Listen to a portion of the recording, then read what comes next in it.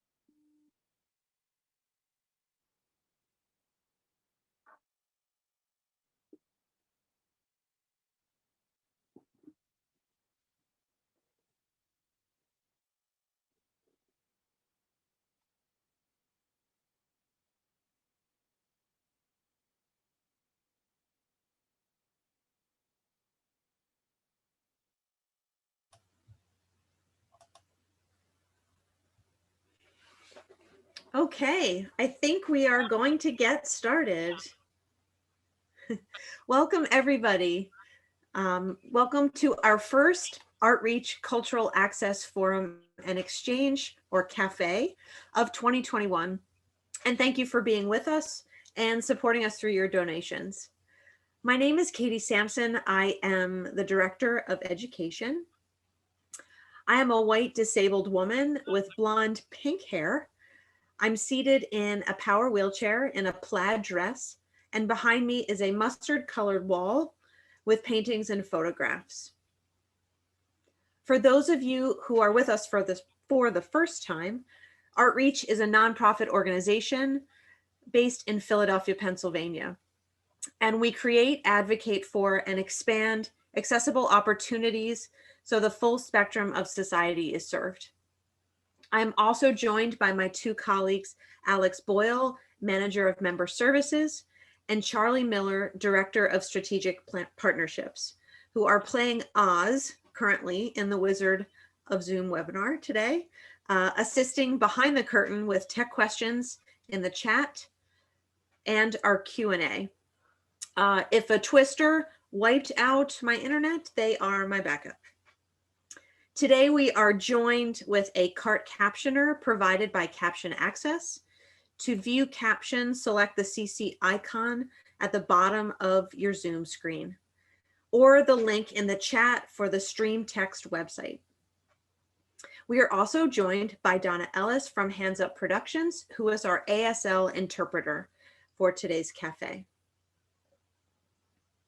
Should you wish to ask questions during the panel portion of today's webinar, you may use the Q&A button on your screen. You can also click raise your hand button in your lower screen, and we can unmute you to voice your question.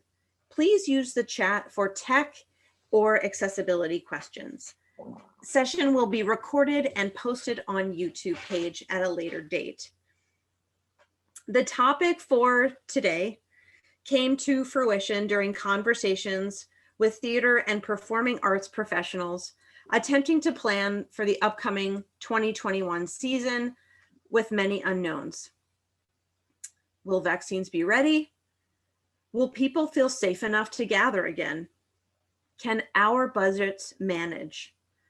And most importantly, how the creative community can not only support professionals, but also audiences who are isolated, stressed, and grieving. We hope to address some of these questions from our three panelists and assist other organizations to chart this path. Because today's topic, Let's Take This Outside, is focusing on three different regions of the country, Colorado, Pennsylvania, and Virginia, and the importance of outdoor space and the land in which people gather to experience this work, I would like to start by acknowledging the Lenape Nation and whose traditional territory, Art Reach, is settled. We acknowledge them as the past, present, and future caretakers of this land and seek to build more awareness and steward this relationship to the territory as settlers. We will begin with our three panelists giving each brief presentations on their organization and their outdoor programs. We then will join together on screen for a Q&A. I am now very excited to welcome Amanda Berg Wilson from the Catamounts to get us started. Hi, Katy. Thank you so much. What an honor to be here.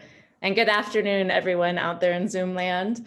I'm Amanda Berg Wilson. I'm the artistic director of the Catamounts, and we are a Boulder-based theater company specializing in what we call theater for the adventurous palate. I'm zooming to you today from Boulder, Colorado, which is located on the occupied lands of the Arapaho, Cheyenne, and Ute tribes. I'm a white 40-something woman. I've got long brown hair I wear with some distinctly 1970 style side wings. Today, I'm wearing it down. I'm wearing a mustard yellow shirt, big gold hoop earrings, blue framed glasses, and a bold red lip. Behind me is the gallery wall of my dining room, which is, of course, right now is also doubling as my office. So I am going to take just a moment here to share my screen.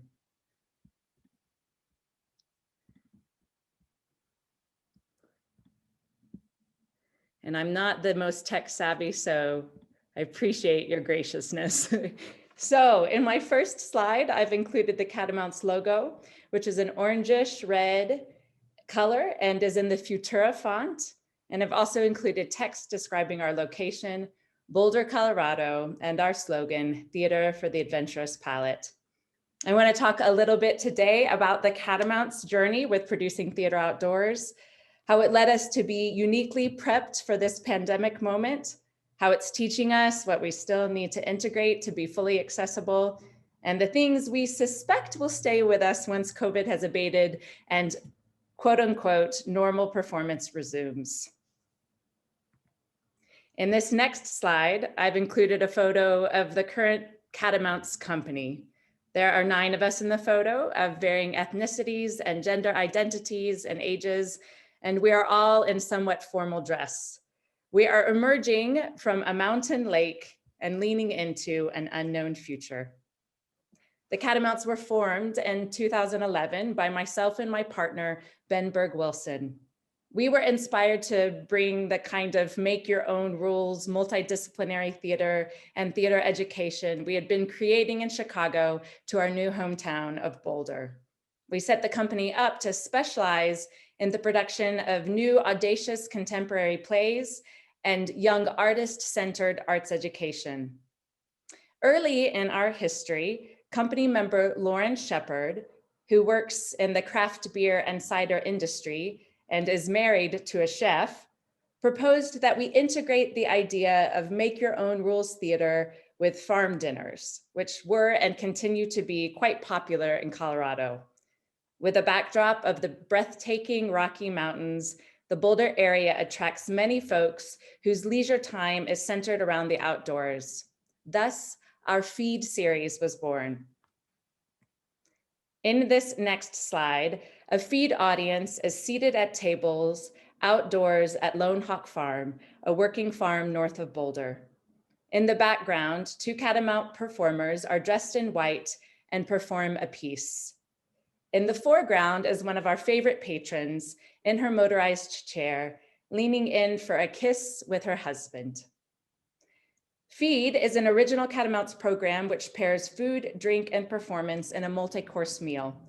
It is a collaboration between theater artists and food and drink artisans and takes place on farms, in breweries, art galleries, community centers, and other non-traditional spaces. We have produced 24 of these events in our 10-year history, most of them outdoors.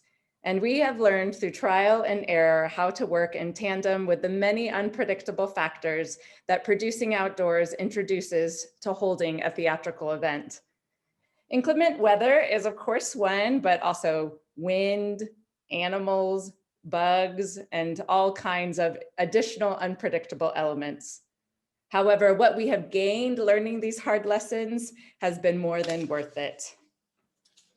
In 2017, we decided to expand this idea of producing outdoors from our feed events, which take place only over a handful of nights, to a full-scale multi-weekend production.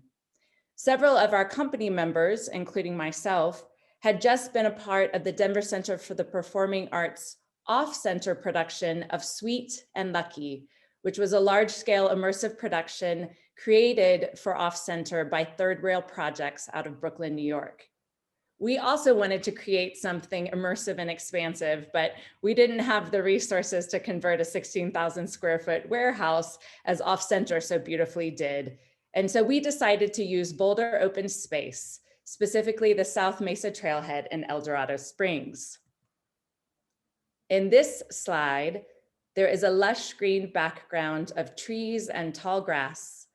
And in the left-hand foreground, two performers clad in black dance. They are portraying Hades and Persephone in our outdoor immersive production of Rausch, produced in collaboration with Control Group Productions. Rausch taught us as much about what not to do producing outdoors as what to do. Early in my conversations with my Open Space Mountain Parks contact, I was walking her through our site map of where we were performing at the trailhead. She looked at me strangely when I pointed out a grove behind a historic house where a scene took place. "I don't want to alarm you," she said, "but directly behind there is a rattlesnake hibernica. If you are scared of snakes, I do not suggest that you Google rattlesnake hibernica." We were able to manage this issue, luckily learning from the park rangers that the rattlesnakes had already migrated at the time we began rehearsals, but we encountered many other issues along the way.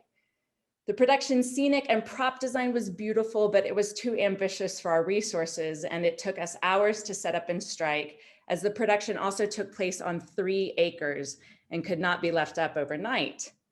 Most crucially, we discovered how unfriendly open space mountain park rules about things as simple as chairs were to our patrons who had mobility needs that needed to be accommodated. We vowed never again to produce outdoors without finding outdoor space with more accommodations and also far away from rattlesnake dens.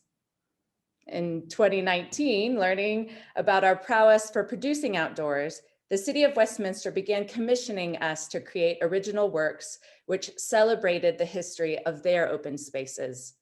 Westminster is a city that is located between Boulder, Colorado and Denver, Colorado.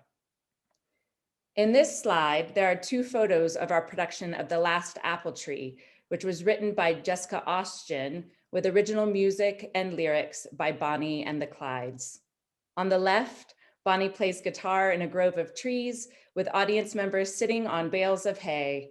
In the right, actor Betty Hart gazes from the Allison Community Gardens on the Semper Farm open space into a Rocky Mountain sunset. Working with the City of Westminster provides us a much better opportunity to address accessibility needs. Our partners in the Department of Parks and Recreations there help us assess these issues in advance and work to address them more comprehensively with their city resources. The Last Apple Tree was our first collaboration with them and was such a success that we immediately started planning a second. But then the pandemic hit, thwarting our plans. However, Rich Newman, whom I call my fairy godfather at the City of Westminster because he is just endlessly setting me up with wonderful opportunities.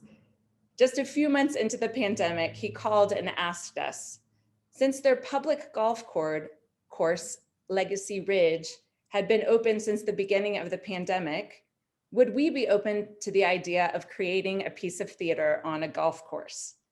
The audience could remain masked and socially distant in their carts, and the scenes could be solo scenes taking place miles apart and on the front 9 holes. Never a company to shy away from a grand experiment, we said yes, and thus the Rough was born. In this slide, an actor dressed in full Scottish garb, complete with kilt, performs on a green in front of several audience members watching from their golf carts. In addition to allowing audiences of many different physical abilities the opportunity to travel many miles during the course of the show, and allowing us a natural way to keep audience members socially distanced, we used bone phone technology in the rough to broadcast sound cues throughout the piece. Bone phones rest on the temporal lobe of the face and broadcast sound waves through the occipital bone, thus allowing audience members to hear the soundtrack at the same time that they hear the actors. Producing the rough was a great success, allowing us to create live theater at a time when our audience has so few options. We're told time and time again how meaningful the experience was and how much it restored a sense of normalcy to our audience. We, of course, found ever new things to manage, this time having to have staff members become quote unquote coyote sitters so that actors were not left alone on their holes, vulnerable to a chance encounter with the family of coyotes that lives on the course. We also had to cancel a show due to extremely poor air quality after our state of Colorado suffered many simultaneous wildfires, giving us several days on the Front Range where our air quality was worse than Beijing's. It also snowed in early September in one of the weeks that we extended the production due to demand. In this next slide, we have an actor in a princess costume and swinging on a swing mid-air with her fingers trailing behind her, caressing the grass.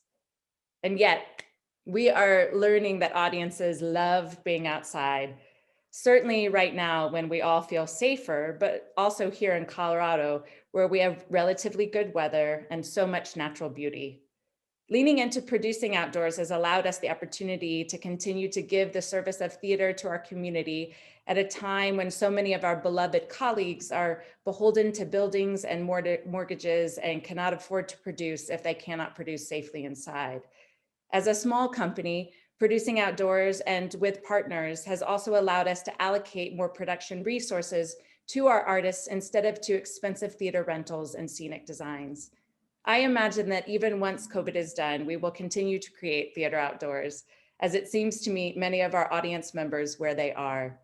My hope is that we will continue to innovate around accessibility issues, but we have found that partnering with entities already thinking in these terms helps immensely. In this last slide, I have my contact information should anyone wish to talk to me further. Our website is thecatamounts.org, and I can be reached at thecatamounts@gmail.com. Thank you. Thank you so much, Amanda. Wow, so interesting, especially coming from Pennsylvania and seeing all that wide open space. Right now, we are going to turn things over to Marcy Bromucci from People's Light Theater, which is based outside Philadelphia in Malvern, PA, and a theater that is near and dear to my heart. Welcome, Marcy. Thank you so much, Katie. Hi, everyone. My name is Marcy. I use she, her pronouns, and I have brown hair, pale skin. I'm wearing a knit scarf and sweater seated in front of my bookshelf by a window. And as Katie mentioned, coming from Malvern, Pennsylvania, we too are on the unceded land of the Lenape Nation. I am going to share some examples. I'll share my screen now. I'm going to share some examples of outdoor programming from this past summer and fall at People's Light, where I work as the Director of Community Investment. So pictured here is the exterior of the Leonard C. Haas Theater, a stone structure with windows sitting around lush plants. It's the first building you see upon entering our campus. People's Light is a center for community gathering with theater at its core. We are among the largest regional professional theaters in Pennsylvania, and we are an artist-led organization. We have a resident company. Oops, let's get there. We have a resident company of artists, as Katie mentioned, are based in Malvern, Pennsylvania, outside Philadelphia, where we enjoy a 7-acre campus, including 2 indoor theater venues, education and rehearsal spaces, fully equipped shop space and storage, as well as a French bistro and event space, which is a for-profit subsidiary that we own. We produce a robust season of work year-round. New work, including many that we commission that are inspired by our region, classics, plays with music, and we have this tradition of producing an original panto during the winter holidays. So pictured here are some images of our work, including one, the set of Auctioning the Ainsleys. It's incredibly intricate as it represents a family of auctioneers and comprises hundreds of unique objects on wooden shelving units, all individually lit. Another production is Such Things as Vampires, which is a folk punk inoculation.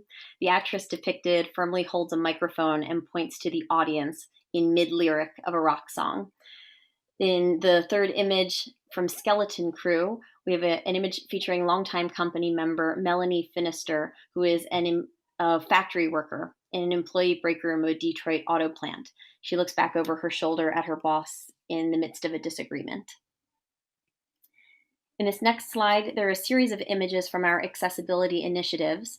An image of patrons standing before an open caption screen that reads, "Welcome to People's Light." They're wearing futuristic-looking smart glasses. A close-up of the smart caption glasses. These display captions of a play in real time within a patron's field of vision. There's an image of a patron using an assistive listening device, a patron feeling a prop during a pre-performance sensory tour. And finally, there are actors in costume with an enthusiastic patron after a relaxed performance. These images are to represent and share how People's Light has evolved to be a leader in accessibility and inclusive work. We introduced relaxed performances to our region 6 years ago and have since led a cohort of theaters from New Jersey, Delaware, and Pennsylvania around this work. And in 2019, we launched the US debut of smart caption glasses, which is a technology that was developed by the National Theatre in the United Kingdom. So we have meaningful involvement and connection within the disabilities community and have representation of individuals with disabilities, which is modest but growing at all levels of our organization, on the board, staff, in our resident company, and certainly in our audience base as well. So like so many others, we suspended our in-person programming last March, and we took time to assess what this unknown moment might call for, taking stock of the opportunities ahead and the assets that we might have to offer, including our campus, PPP funding that we were fortunate to receive. It allowed us to retain much, though not all, of our staff. We had eager artists ready to work, permission to invent and innovate in this present moment of uncertainty. We had adults and families who very much wanted to get out for normal experiences, and a desire for socialization that came from artists as well as staff and our audiences. There was a mutual interest from a number of community stakeholders who very much wanted us to produce work. Pictured here is an outdoor stage with musicians performing. It can be seen over the tops of several cars. We produced 2 programs during this COVID period. The first, a series of drive-in car concerts at which we offered takeout food and beverages from our restaurant. Our production team, led by our intrepid director of production, Chaz Brastow, they built an outdoor stage and created a seating plan, so to speak, out of our parking lot in order to optimize our capacity and prepare for needed distancing between parties. We determined capacity was 54 cars. We had 50 seats that we would sell and held on to 4 in case of special circumstances. We allotted 2 parking spaces for each party. You'd park in one and tailgate in the other. And then we staggered the parking so each tailgating space had a car next to it, not another tailgating space, in order to ensure that parties were not directly next to one another. This provided ample space for physical access as well as social distancing. We invited the bands who were only too eager to perform and mobilized all of our remaining staff around this initiative. We established safety protocols, including masks in common areas. We designated certain spaces that were reserved or off limits and only allowed people who had reserved a space to stay within their designated area, not to cross into other patrons' spaces. Pictured here are 2 images above and below of our parking lot and the tailgating spaces that I'm mentioning. So you can see how there would be one parking space between cars, and it would allow us to highlight the distancing measures that we put in place. We established a contactless check-in protocol for patrons, and in total, we ended up producing 11 concerts.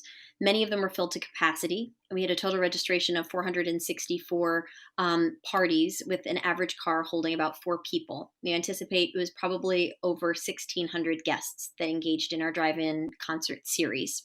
And audiences were so happy to get out for a night with family and friends, and we were repeatedly hearing how it helped people retain a sense of normal, as Amanda had mentioned as well. The second outdoor series that we produced was Folktales in the Garden, which were for very young audiences and their families and friends. It was directed by our general manager, Erin Sheffield. The script was written and adapted by our resident dramaturg, Gina Pisa-Sal. Pictured here are 2 images of families, parents and children seated outside, delighting in the performance together. And in the play, we had 2 performers who were socially distant all throughout. They enacted a 35-minute interactive story adapted from Korean and Indigenous American folklore. Patrons sat in pods, either together at a picnic table or on the ground in what we designated garden circles, to keep groups together and separate from other reserved parties. We had 16 total performances and 108 groups, with, again, approximately 4 individuals per group.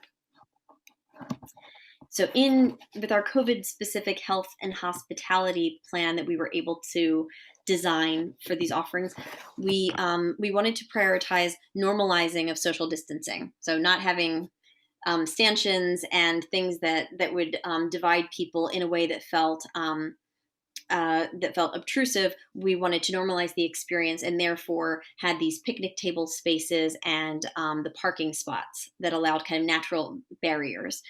We had a paperless and ticketless check-in process to minimize contact with our staff and patrons. We ensured physical accessibility through ample space between parties and wheelchair accessibility. And both of these environments were naturally relaxed spaces, as you have in a music concert and in this folktale setting, where people could come and go as they needed, vocalize as needed. And we did have a designated wiggle room space to shake out one's sillies for the Folktales in the Garden for our young guests. We also implemented an assistive listening app that we made available to our patrons for the car concerts, and we had mask requirements in place for staff and guests. We also had a rigorous sanitation process for all of our equipment and facilities between performances, and hand sanitizer stations for our team members and for guests. So this spring, coming up in 2021, we will travel off our own campus out into outdoor partner venues and perform 2 separate pieces.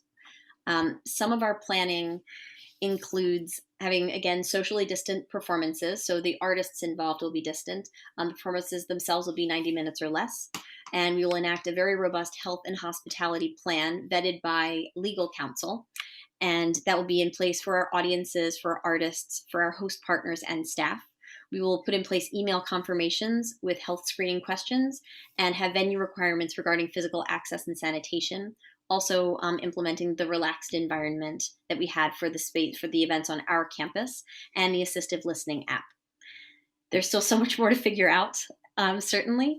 Lingering questions remain how we reinforce our health and hospitality requirements. And while we strive to ensure that all guests feel welcome on our campus and when they're engaged with our work, though some individuals we know can feel further entitled to a space. And so an area of challenge we anticipate are some patrons perhaps feeling resistant to wearing masks or maintaining social distancing or not covering their entire nose or mouth as required by our health regulations. So we're developing communication plans to address that. And these are a strategy that we developed for our relaxed performances, something useful when establishing a new culture or environment where we have everyone will be opting into this environment. when they register for the performance, they'll need to agree to our health and hospitality requirements in advance, and then they'll receive an email confirmation that reminds them of those requirements. Those will be reinforced when they check in or arrive at on the day of the event, and will be announced from the stage at the top of the performance. This kind of communication plan is needed to ensure all guests are clear on expectations, what the requirements are, that it's named publicly before we get underway, and in that way, staff can feel further empowered to enforce the requirements, but also because peer pressure certainly helps people maintain certain requirements as well.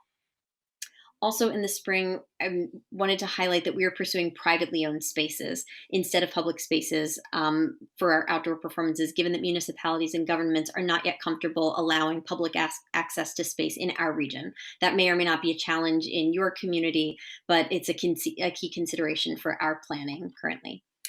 I know we are a stronger, more vibrant organization as we continue to open our working campus to our community, and we are certainly fortunate to have been able to do so even amid the pandemic. So lots more to learn and push, but very much worth it. This is my contact information. peopleslight.org is our website, and my email address is my last name, BRAMUCCI @peopleslight.org. I will be away from the office for the next month, so this is my personal email address as well, maru8@aol.com, and certainly happy to chat further if there are any questions beyond our time. So thanks so much. Thank you so much, Marcy. So interesting. I love seeing the variety of different programming that is happening out there, both for families and children, as well as for music lovers. Last but not least, our panelist that will be joining us next is Katy Brown from the Barter Theater in Virginia. Welcome, Katy.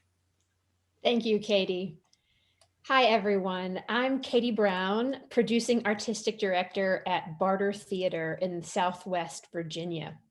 My pronouns are she and her. I am a fairly physically tiny white woman with brown hair. Today I'm wearing a red shirt and glasses, and I'm sitting in front of a poster for Barter in the 1930s. I'm coming to you, as I mentioned, from Southwest Virginia, Washington County, and this is the land of the Eastern Band of the Cherokee. I'm going to share my screen. Give me one moment.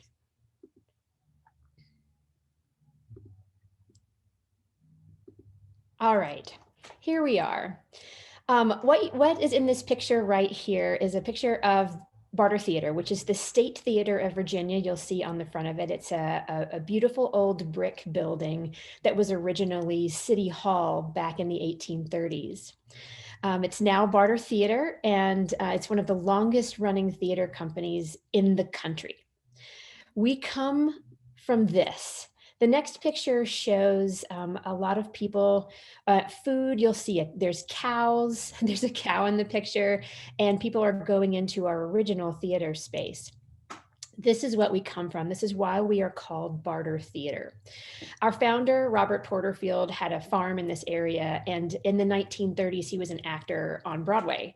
And the Depression hit there in and then in around 1933, they realized they didn't have enough food to eat. So he brought a lot of other Broadway actors down from New York City and started a theater here. And it was 35 cents or the equivalent in produce. There was a lot of farmers here who had extra food. And Ham for Hamlet was born. And we've been running strong ever since. What I love about this history is that we valued then and now story the same way that we value food. And this is always what we come back to when we are figuring out who we are and who we're going to be.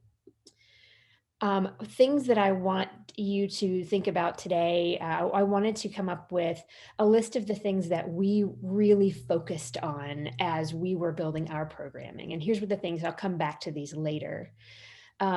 Build upon who you are, finding community partners, and safety. All things the other theaters on this have talked about as well, but I'll hit more on these in just a moment. Who we have been in the last 2 decades is reflected here. Barter runs in full rotating rep in 2 theaters. We bring 145,000 people through a town of 8,000 annually. We do 25 to 30 shows a year, Shakespeare, musicals, new work, classics, the whole gamut. Usually you can see 5 shows, different shows in a weekend if you like. We have a resident company of artists, about 130 people on staff here. And we have about a $3.4 million impact on the tiny town in which we live. So it was a very big deal for us to get back up and running again when we stopped producing in March for the pandemic. First, we did what a lot of people did. I'll show you some. We were about to open Macbeth for our spring rep. We were within a week. And so we immediately put it online. And the picture here is on a black background. You'll see some of our resident company members performing that show from their homes just a few weeks after they would have performed it in the theater. The next slide shows just a big montage of a lot of the online work that we did while we were preparing to reopen. You'll see some on-demand programming of our young people's programming. You'll see interviews we did with about shows and about our artists. A vlog, we put our Young Playwrights Festival up online. We were connecting with people a lot that way. But as I'm sure it won't come as a surprise to anyone, I think all of us realized that online programming wasn't going to see the institution through or our patrons either. So like the other 2 ladies on this Zoom, we started looking at outdoor options. And we have on the edge of town, what I'm going to show you in the next slide. These are 2 pictures of a historic drive-in theater, the Moonlight Theater, on the edge of our town. It's a few miles outside of town. In the picture, you see that that is pretty run down. The neighbors referred to it as Chernobyl at the time. It was falling down in a lot of places. It had not been used for quite some time. It had been built in 1944, and it was still open when I was an intern here back in the 90s. And I remember having fond memories of getting to go and see movies there. And I thought, what if, could we? And with the help of community partners and a lot of volunteers, we were able to fix up the Moonlight. And the next picture is those signs refurbished, the Moonlight Theater with Barter on them, and some of the science shows that we did early on. The next picture is a before shot of the drive-in box office. There are pieces hanging off of it. The paint is peeling. The grounds are overrun. This is what it looked like when we walked in. And I think a lot of people thought I was a little crazy to take it on. Here's another before shot. What you can't see, this picture has rusted metal and a field full of weeds and things like that. What's hard to see in this picture is also all of the white poles that were used to sit next to the cars with the speakers on them had been bashed out, probably with a baseball bat, so that somebody could pull out all of the copper wires inside. And we were able to turn it into what's in the next slide, which is the field refurbished. The white poles are repainted. There are lines between each one of the parking spots to leave 2 parking spots worth of space for a car to be in. The field itself usually holds about 445 cars, and we would only allow 220 in their reserved seats. The big screen, you can see it in the back in its reformed style, and there's a stage in front of the lower half of it. We built the stage 15 feet in the air, but below most of the screen, so that we could do live plays on the stage and then shoot them onto the screen for close-ups behind it. The next picture shows you a close-up of the stage itself. The stage is propped up. It is mounted on top of 2 storage containers that our crew would work inside of, and our video team, one on each one of them, could be distanced from each other and from the actors to shoot for close-ups. We had to learn a great deal about TV production. Luckily, we had an actor who had worked in live TV and taught us how to do it. The actors were quarantined together. We worked with a medical advisory board, and instead of, we tested them in over the course of several weeks. And once they were inside of the bubble and all living together in our housing, they could rehearse together, so long as they got no closer than 27 feet from any human being besides each other for the 6 months that they were here. And they all bravely and wonderfully agreed to be a part of that with us. So we were able to produce for 6 months. We did, I'm counting right now, we did many, many shows over the course of that time, sometimes in rep. And they all did all of those shows, and also took on other duties like their own laundry and things like that so that they could stay away from other people. When you would drive in, it was completely touchless. The windows stayed up. Your ticket was on your smartphone, or you could print it out, or even write your ticket number on a piece of paper and put it up in the window, and they would motion you in.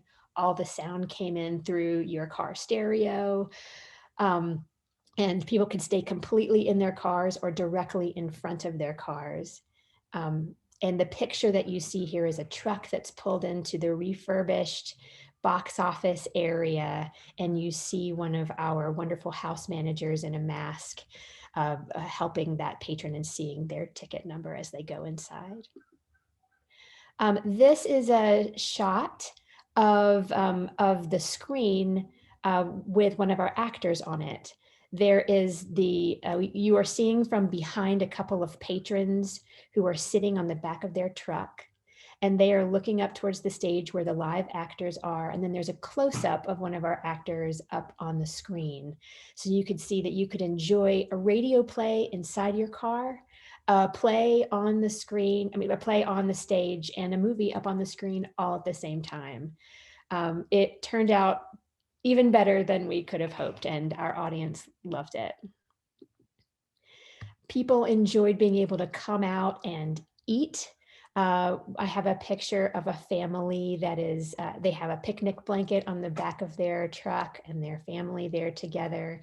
And we found that a lot of audience members who had never come to the theater before, ever, came to the Moonlight because they felt that they could be more relaxed there, they could eat food there, they felt in a lot of ways like it wasn't going to be, they weren't going to be watched or judged or anything like that. And so we found that we had not only a much larger audience to draw from, but also a lot of new friends that were with us for this, which was wonderful.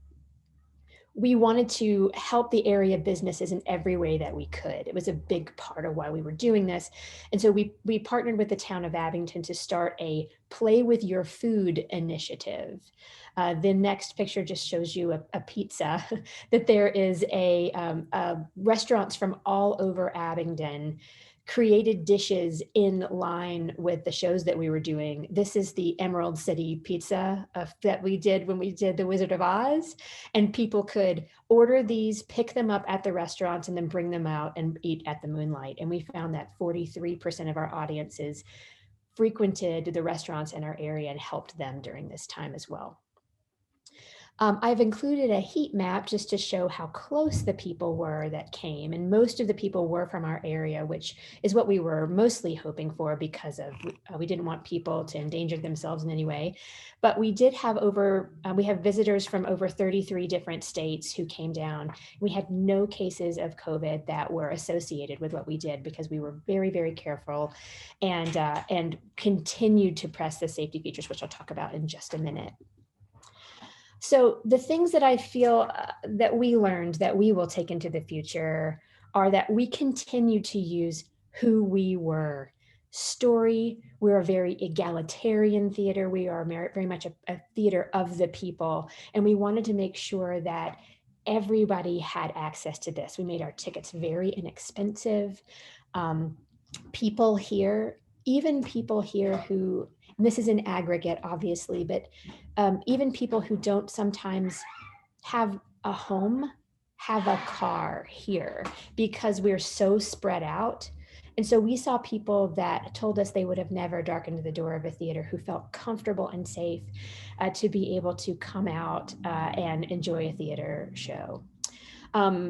Just as Marcy mentioned earlier, listing off what are your assets and how do you leverage them? We had a broken down drive-in, what an asset, and we were able to use that.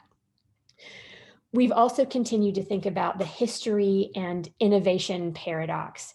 The more we leaned into who we were and our past, the safer we felt to be able to learn to do something completely new and crazy. And the more that we were trying new things, the more that we needed the people from our past. That's probably true for a lot of people, but it was certainly true for us. Okay, so how do you find those community partners? This was what I was asking myself back in March and April as we were putting this together, and this is what I will take forward with me. Those people whose values matched ours, not just that we wanted to continue to serve the region, and our volunteers came a lot from that group of people, but also the people that desperately wanted to make sure that this town could come back after the pandemic. One of our big sponsors was a grocery store that knew that if we thrived, people would be in their stores, or those restaurants who we could help them and back and forth, which also brings me to what's in it for them. Of course, like everybody, we put up a ton of big signs for different people, but also we'll send people to you, will you send people to us? There was lots and lots of building of community partners. And then there were so many times I thought this person is definitely going to shoot me down, but I am going to ask because I believe in this. And I stood in front of a lot of people and asked a lot of hard questions. And the answer was shockingly so often yes. So that's what I will take forward with me. And then safety for us, I have continued through this year to hold on to two pillars. One, that I was not going to endanger the health of any of our volunteers, staff, patrons, artists, and that I was going to make sure that this theater could make it healthfully to the far side of the pandemic, and that I was going to do those two things in that order. And so we worked with a medical advisory board, which it is the best piece of advice that I got, was to ask a team of doctors and again, ask, and they said, yes. We had doctors from Dartmouth. We had doctors, we had the heads of virus studies. We had all kind of people that reached out and they were willing to help us walk through every single problem that we had through this. That was incredible. And continuing to be able to make it easy for people to do the right thing. We made all the stipulations very clear. And as Marcy mentioned earlier, over and over and over again. On the signs, they had to sign something before they got their ticket. They saw it again when they got to the field. It was up on the big screen. We said it in the curtain speech. How do you make that really clear? And then the last thing that I wrote down was just about sharing. I think that's probably the biggest thing that I will take away from me is how generous so many other arts organizations have been with me. And so I have tried to be with other people. If any of us work through this time, serve audience members in a safe way, everybody wins. And so it's been so exciting to get to share this. And I am happy to share anything that we learned with anyone who has questions. This last picture is just a picture from the stage out to the cars. So you can see rows and rows of cars on a green field and looking up towards the stage, and you can see the stage lights. And just like was said before, people's feeling was the first thing that made them feel normal, the whole pandemic. People responded so gratefully, and the flashing lights and the honking horns every single night for all of our different shows. We got to serve over 20,000 people at the Moonlight and over 70,000 people with all of our programming. So we're incredibly grateful for everyone that helped us get here, and I would love to help anybody else. So I will put my email address in the chat, but it is Katy Brown, Katy Brown at bartertheater.com. Thanks, everyone. Thank you so much, Katy. It is now my pleasure to reintroduce our other panelists to join us in this panel discussion. So we'll bring back in Marcy as well as Amanda. Great to have you all back. Wow, I feel like now I have so many more questions. This is going to be a challenge, but here we go. Okay, we're going to start off talking a little bit about weather, because frankly, we were supposed to get a massive snowstorm, or like somewhat of a snowstorm yesterday here in Pennsylvania, and nothing really happened. So how do you plan for that outdoors? So given some of the work outdoors prior to the pandemic, I know, Amanda, you touched on this as being something that you were relatively familiar with back in 2016 and 17. But talk a little bit about how weather factored into your cancellations, especially during the pandemic. This sort of famous quote, like "the show must go on," probably doesn't really work, especially during a climate crisis as we're facing here in this country and in the world, as well as during a pandemic. So I wonder, Amanda, maybe I'll just start out with you, because I know forest fires, climate crisis like this is something that was dealing with. And then perhaps maybe Marcy and Katy can also join in to talk about this sort of inclement weather. So interestingly enough, we don't get a lot of rain in Colorado, I guess probably obviously, which is part of the issue why we have such trouble with forest fires, particularly towards the end of the summer.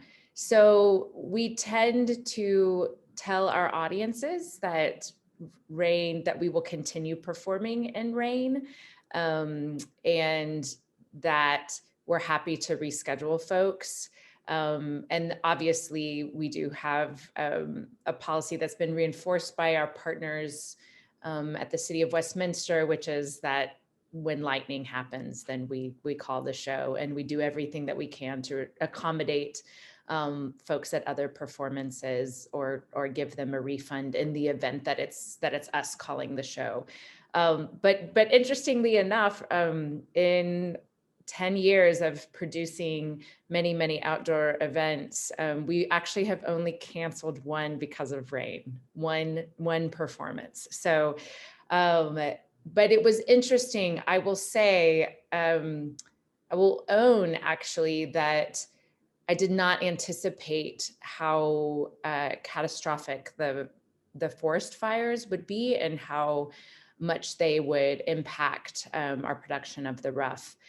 Really, honestly, we do have wildfires out here in Colorado often, but this summer was unprecedented in terms of the fact that there were several burning simultaneously, moving together, and then just the weather patterns were such that the smoke was coming east and just hanging in the valley in a way that that honestly has never happened. So we did a lot of mid-production retoggling about how to keep the actors out of it until like sort of the very last moment when they would need to be outside. We rescheduled one performance. And then we made the offer to audience members that if they had chronic conditions, then we would, no questions asked, move them into another performance. And in fact, because of the smoke issues, we ended up extending the production twice because there was such demand, but we actually had to use the last week just for rescheduling folks. So as a small company, the thing that I learned is just to have a real good contingency plan of extra shows, so that you really can make that call in good conscience and not be sort of pressured by that, like, oh, we're gonna have to refund those tickets and then put those and not recoup those ticket sales. So giving ourselves that little bit of padding at the end really enabled us to feel like, you know what, we're going to be super kind and send a really, gracious email and offer to either refund or put folks into other shows. And I think I only had one patron get a little grumpy. And I think more than anything else, I just felt this like gentleness around it, because I just think she was really excited to get to do something and she wasn't able to reschedule. So.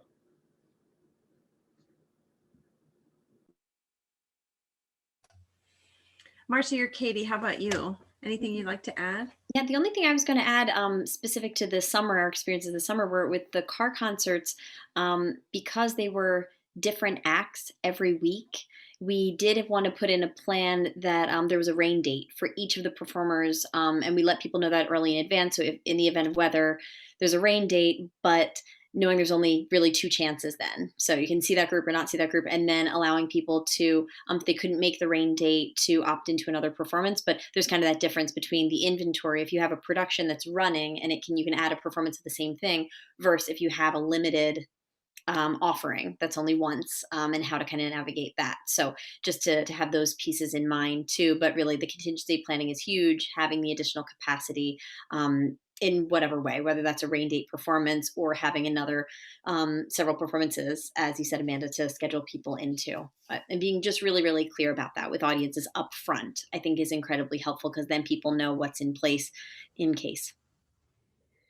And for us, the roof was key. Abingdon is a very rainy, very lush place. And so we knew it was going to rain a lot, and we knew we were going to have lights in the air and the whole thing. So we would play through rain, and the actors would stay dry, and people would just go inside their cars, and the sound is great in your car, and they'd turn on their windshield wipers and everybody was fine and happy. So the only thing that we really had to address was, one, our video crew. They ended up outfitted like they were on a whaler ship. They had to get a lot of equipment to stay dry. And we worked out all of that with them. And of course, if there was lightning within a 10-mile radius, we would have to stop, which it only happened before the show started. And we were able to tell people they could come back to any show that they wanted. Because we did 7 different productions and 87 different performances, essentially they could just transfer to another. And people were really wonderful about that and just seemed game to try it all. I want to transition to talking a little bit about your staff, not only your production staff, but your creative staff, your performers, your musicians, and thinking about from the perspective of in a leadership position, but also knowing the liability involved in really what was at stake and what is at stake with gathering, and what the protocol is saying and guidelines kind of changing as they were this past summer. What were your staff and artist concerns? And how much do you weigh the liability and the risk with the safety? Because I'm sure there might have been, some folks that wanted to be supportive, but then also maybe had their own health risks as well, that as much as they loved the theater and loved performing, they just couldn't do it at that stage during the pandemic. And Marcy, I'll start with you if you want to address that one. Sure, I can address pieces of it. I mean, this was an opt-in model, so it was about individual safety. And we've been incredibly rigorous with our campus, because we do have an office building, and we have 50 full-time staff when we're at capacity, and then lots of part-time staff going in and out of the building. And so in COVID, when our team was reduced, there still were a number of us, and we had in place very, very rigorous contact tracing for who, and we still do, for who is on the campus, in what buildings, at what time, to make sure that people are just aware. We have traffic patterns in our building on our campus for how you might walk through the building, leaving doors open for air circulation, other things. But I mean, the safety is the top priority. So it's not, we're not going to do things at a risk to one another or our audiences. It's not worth it to do that. So anything that we're doing is very, very thoroughly vetted. And we and is, to your question about individual circumstance, if someone might be especially vulnerable, it is opt-in. So no one is required to be in these roles that they might feel unsafe. And that now we are working through plans for testing as well for our actors, because in the setup we had before, these were pods of individuals. The musicians would travel together, so the musicians were their own pod who had their own quarantining. They had their own circumstance and were comfortable being together. We weren't assembling teams really, and our two storytellers were so socially distant that they were absolutely not in each other's spaces at all, and we were very mindful of that. Now, as we're conceiving of opportunities where there are more gathered performers, we are navigating the testing question that much more. Great, thanks. And, Amanda, with the size of the Catamounts and this unit that you've constructed over the years, this really tight-knit group of artists and a really small organization that's sort of known by, reputation as well as performers. I wonder if, sort of like all in, or, we have to talk about this. We have to plan this out, because I know there are some participants in this webinar that are coming from really small companies, and just sort of talking about how do you make those decisions in a smaller unit as well. That's a great question. For the rough, we only had solo scenes, with the exception of we did cast two actors who are partners who live in the same household, so that we had that additional sort of artistic texture of being able to have some two-person scenes. And, I think it is just, it's both an initial conversation and then an ongoing conversation. We found that during the rough, there was a real hunger to sort of maybe come gather after the show, and we just had to keep talking about the fact that needed to be in ways that were safe and were distant, and both for their own safety, but also because because we wouldn't have put actors knowingly in front of an audience who had any exposure. And so there was just, there was a larger picture that was, obviously, yes, safety first. And then also after that, just optics and protocol, and wanting to make sure that that in no way would we jeopardize not only individual safety, but also the safety of the production. And also, I think, like, in the larger picture, I was listening to the Daily this morning, and there's all kinds of interesting things happening with COVID and with variants. And it may be another year before we can really truly return to indoor spaces. And so the more that we can prove that we can do these outdoor productions safely, or virtual productions safely, the more likely we are to continue to be able to make work into an indefinite future. Katy, do you have anything to add? Sure. What Amanda is talking about, I think for me, boiled down to trust. I felt like we had the trust of our entire region on the line. And I was determined that we be able to find a way to do this safely. Or, as I said to every single human being that we brought on board, there is no way for us to make the most safe thing that you can do is stay in your home.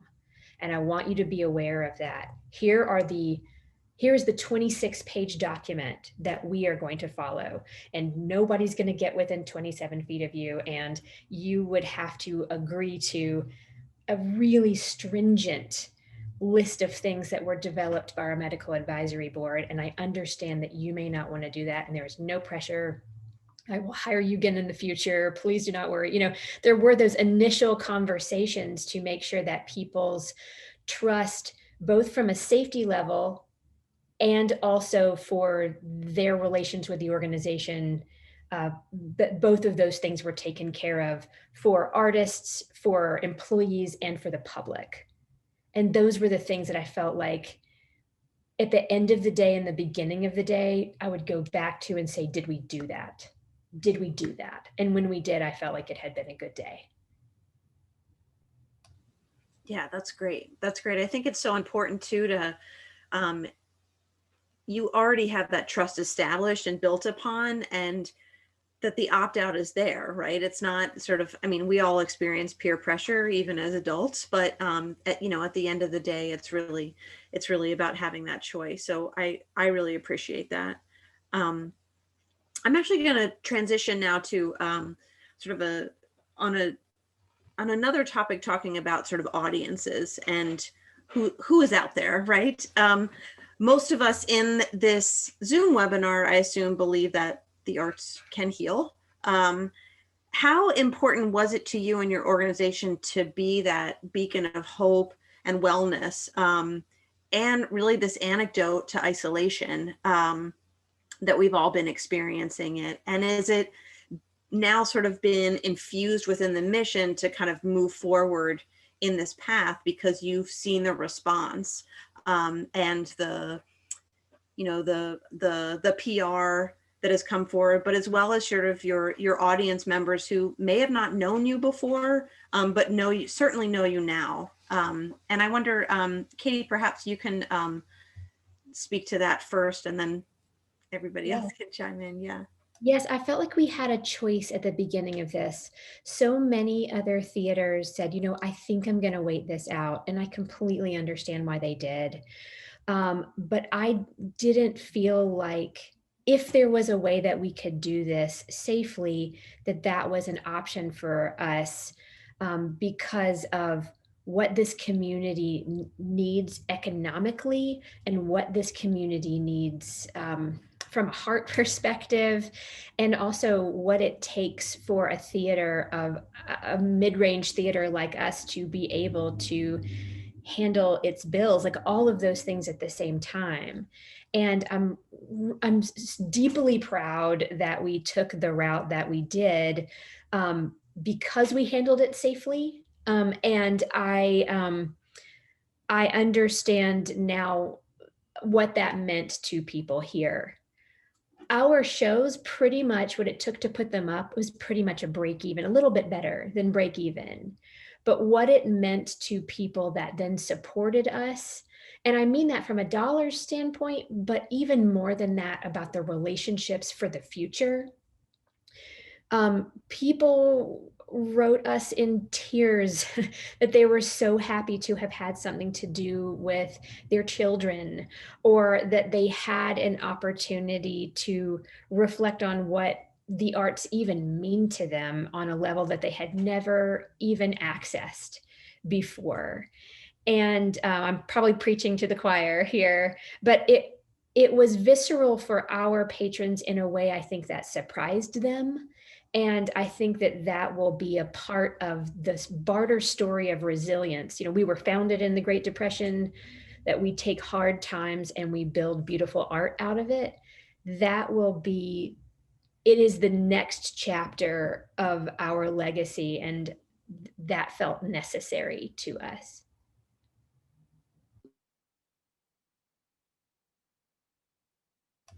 Yeah, I think it's really interesting to think about the identity question as it relates to this. I had a moment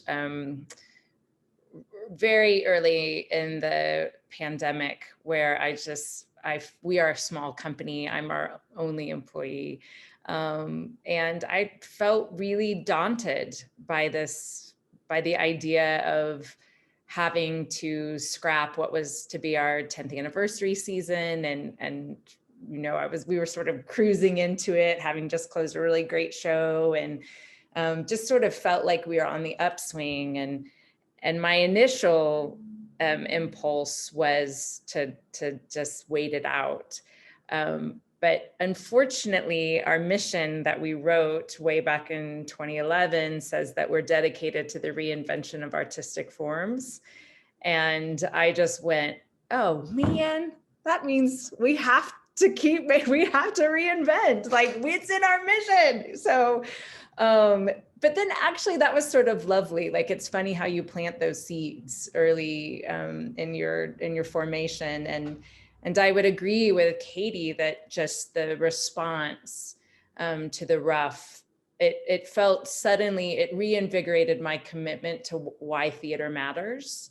And you know, we had many folks say, as I said earlier, that it was for them the first time at that point that it, you know, was 5 or 6 months into the pandemic that they had felt normal. And, you know, mental health is community health. And so I think we can really we can remind our communities about why we're necessary. Yeah, just to reiterate, heading into mission is so important because, again, it is, as you mentioned, like planting those seeds, because this is who you are and who you aspire to be, and it should be leading you and directing you. And so ours now, as a center for community gathering with theater at our core, it, you know, it was certainly felt unfortunate to begin with that we couldn't produce the theater work that we would have been doing on our stages. And we were lucky at the early in the pandemic that we had filmed and were able to arrange to film the productions that were on our stage at the time, so we could make those available virtually. And one of the plays that was going to be in tech rehearsal, we filmed that as well from multiple vantage points, so that could be available virtually. So in a way, we felt like we kind of bought ourselves a little bit of time, but we, you know, felt in gathering community, we're going to do music concerts, which aren't necessarily who, you know, that's not a professional regional theater, but we are a center for gathering, and theater is our compass. So it felt incredibly important to be able to open up in this way with musicians to begin with.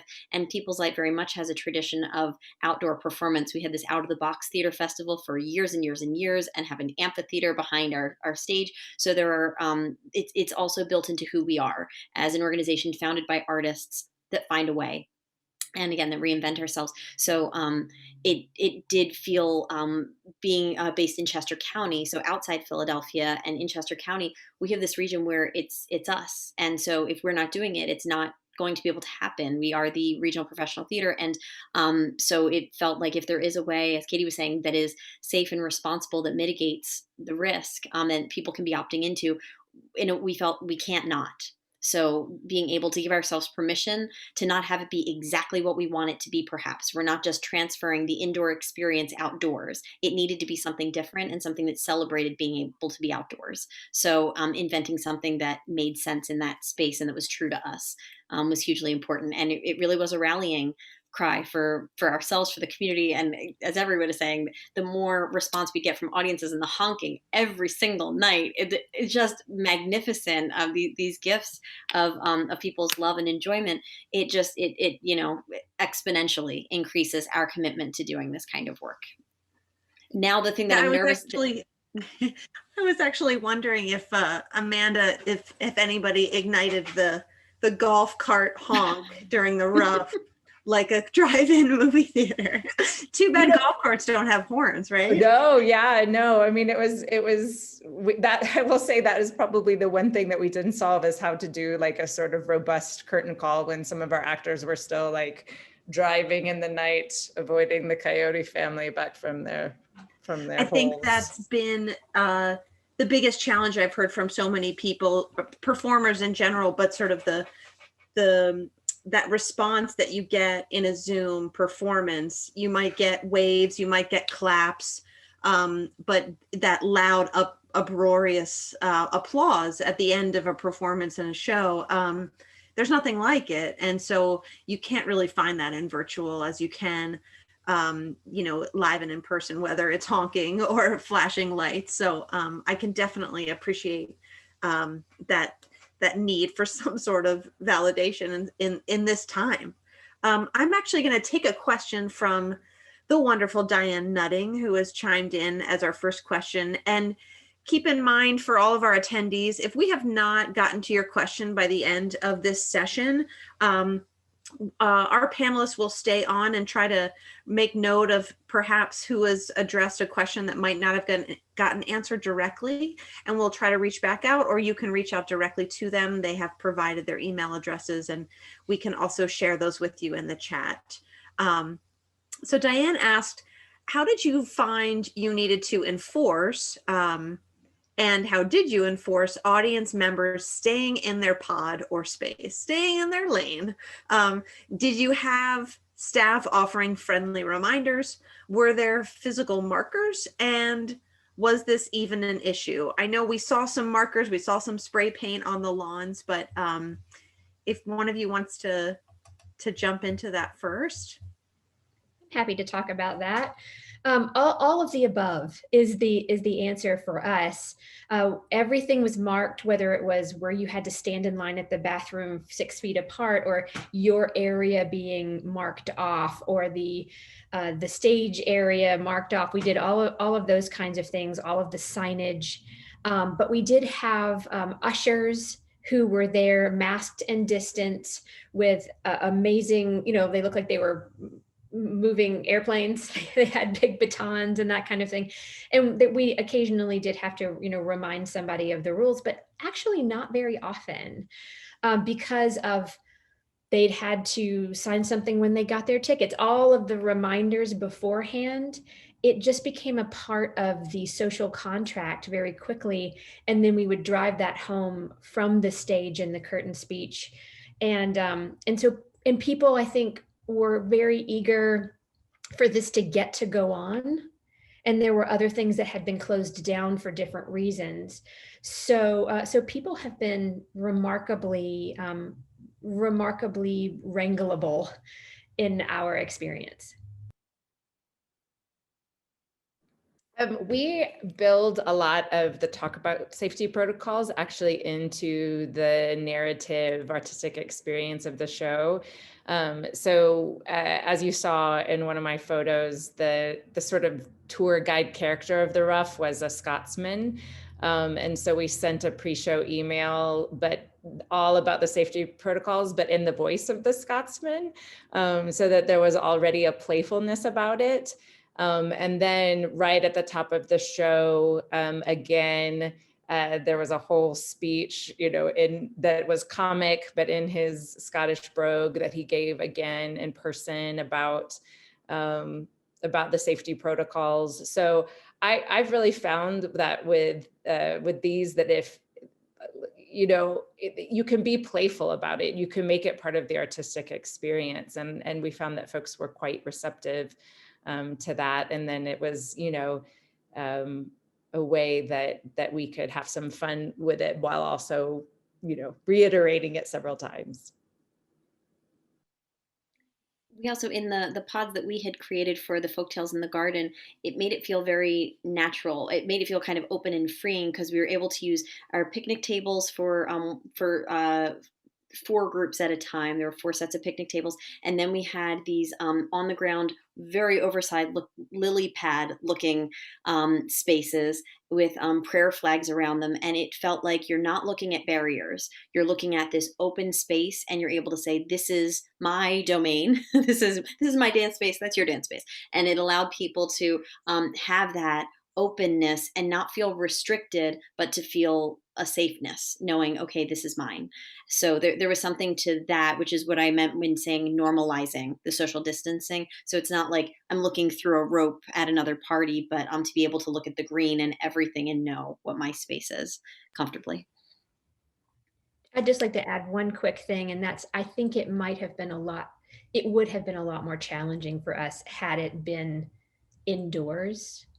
I was unwilling to entertain going inside, but if it had been safer too, I think that would have been probably more challenging, because if somebody was far away on a field, if they, let their mask down for a second, you didn't have to pounce somebody right away as much because of how huge the field was. So that was a big plus for us. Yeah, I mean, from what the Biden administration has announced in recent days and the projections for when the vaccines are going to hit, most likely the full population would be at the end of the summer. So, we're still going into the summer with not a heck of a lot of our population actually vaccinated, which is why I think, having this conversation and being able to try to plan ahead is really important, that people are or especially in summer, not a lot of people want to be inside unless there's air conditioning, right? Like on a non-COVID summertime. So I'm glad you touched on that, Katie, as well. We have a couple access questions that I think are really important to touch on. It's very important with our mission at Artreach, and some of them are a little specific, but it's one is Marcy, if you could talk a little bit about the assisted listening app that you used with your programming, and then follow up with that. Amanda, you had a question that came in from Brittany Pyle in regards to the bone conduction headphones, and whether or not you had received requests for ASL interpretation to deaf audiences, and if not, how might that be a possibility moving forward with outdoor performances? I know, Katie, with a big screen, that is also a possibility. So I will kick it over to Marcy first, and then we can play on down the line. Sure. So we worked with, it was Listen Technologies Listen Everywhere app. And I'm going to send a link in the chat to show you the instructions that we included for audience members, but it allows audience members to listen to live stream the sound system in your phone. So I'm going to put this link right here so you can get a sense of what our instructions were and how that worked. And thank you for the question.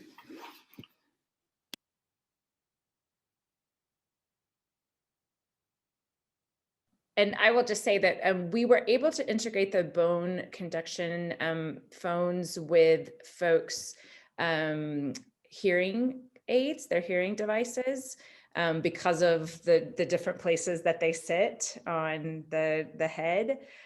We did not have a request for ASL interpretation, but we are already in plans for this coming summer's outdoor projects, and that is one thing that we are now going to, especially because this summer's projects, we're having folks move around in pods, and so we'll have the ability to have an ASL interpreter go with a pod of folks who would like that. And as Katie mentioned, we have a big screen, and so we weren't able to do an entire performance, but there were sections of shows that we were able to caption. When we're back at the theater, I feel like we do such a better job, and this is what we want to focus on this summer, because in the theater, every single production has several performances that are all open captioned. We have ASL interpreters, we have describers for the blind, sensory friendly performances, all of those things. And so as we learned to, as we called it, produce on the moon, is what it felt like, we were able to do a little of the captioning, and then we were able to do sensory friendly shows, because as Marcy mentioned, being outdoors, it lends itself to that already. People could control their own the volume in their own car. They could really control their own experience in a way that made people very, very comfortable. And so we were able to do that, but we have more to do moving forward. That's great. I wanted to also touch on just in our last few minutes here, this subject of privilege has been very much talked about since the Black Lives Matter movement and George Floyd, and just a number of things that have happened since May and June. And within the cultural audiences that we serve, can be really difficult to navigate, especially when you're building out programming so much in advance in a regular non-COVID theater season. Cars keep people safe, but not everybody has cars, right? Virtual events allow access from home, but not everyone has superior connectivity. Is this something that's discussed within the organization? And do you have organizations and partnerships in your area that can help with this, if this is sort of new territory for you? And Katie, I really liked what you said about connecting with those partners that align really well, sort of mission based, but there's a reciprocity as well. So I wondered if, in closing, we could sort of just close out with this conversation as just sort of as a marker, and kind of a stamp on, how we connect with relevance within, whether it's the content that we're bringing to theater, and in this time, the justice that we're bringing forth in theater at this time, as well as just sort of addressing these privileges.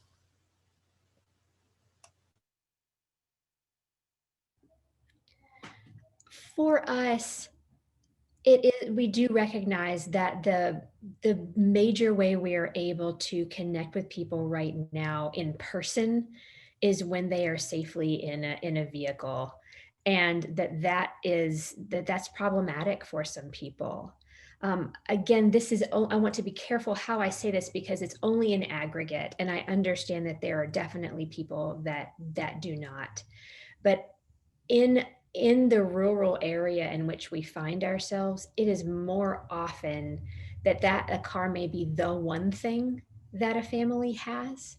And that we found that the socioeconomic level of our audience at the Moonlight on a drive-in field was in aggregate lower than what we were usually seeing in the theater, in part because they felt very comfortable. What they expressed to us was that they could, wear their pajamas, or no one would look at me in a way that I didn't like, or, it's really opened our eyes to the outreach work that we need to do when we're back in the theater to make sure everybody feels welcome. If I need to have a jammies night, I will do it, So that made me feel good, but I recognized that we recognized that it wasn't enough at the time. So we were able to do some things, like when we had our sensory friendly event, we offered to any child that would like a sensory friendly performance could come for free to that performance. And then we partnered with an area organization who their members quarantined and offered to drive children to one at a time to see the show, in ways that they could make sure they could keep those kids safe but separate from each other, and kids whose families might not have cars. So we were able to make some inroads with some of those partners in that way. But again, we recognize that there is more to do. For us, it was a really interesting kind of moment because we were approached about making this piece, like literally the same week that George Floyd was murdered. And we really wrestled with it. We had some board meetings because of the history of systemic racism and sexism and anti-Semitism that golf courses are laden with. And it actually ended up informing the piece. So it was a really interesting moment because we wanted to meet the cultural need of our audience to have live performance, and we did not want to be tone deaf about where that live performance was taking place. And so it actually, because it was an original piece that we created quite quickly, it informed the piece itself and became one of the themes, the issue of access and privilege, and how interestingly that is also tied up with nature. Nature being something that is normally open to all folks to access, that nature is free. But places like a golf course, do a lot to sort of build walls. So that was sort of how those two pandemics kind of dovetailed for us. And for us, I mean, this is a lot of what's motivating People's Light going out into the community. People's Light on the Move is about meeting people where they are, not expecting them to come to us, and not expecting that they have an internet connection, not expecting those levels of privilege that might be required for an in-person performance on our campus or the virtual content we're producing. So People's Light on the Move is an opportunity for us to go into communities where we have anchor partners and where we are building or have a strong presence and have connection with those communities. This is in part from our new Play for Frontiers program, which is a commissioning and development program where we work with nationally acclaimed writers, and we help embed them in our communities to tell the stories of our region. One of these plays to emerge is around Bayard Rustin.